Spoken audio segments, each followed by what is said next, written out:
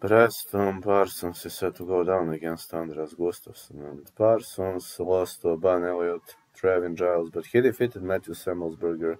The guy is giving us really great fights. Also against Steven Elder, it was an all-around war. Now if you're gonna follow the streak, Parsons should win this one. Andreas Gustafsson riding on score of 11-0. Fighting out of Gavle, Sweden, Greco-Roman wrestler who likes to control his opponents and to dominate the mats. He destroyed Pat Pytlik, Dominic Schober, Tony Lampinen. But I'm gonna tell you one thing, Parsons also has great level of experience on the mats. And Gustafsson lost to Jolton Lutherbach and Damian Janikovsky.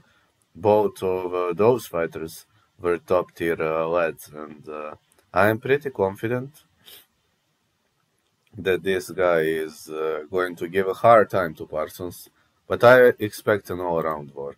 So I'm saying over 2.5. If I must pick a side, I have a feeling that Parsons is going to win via decision.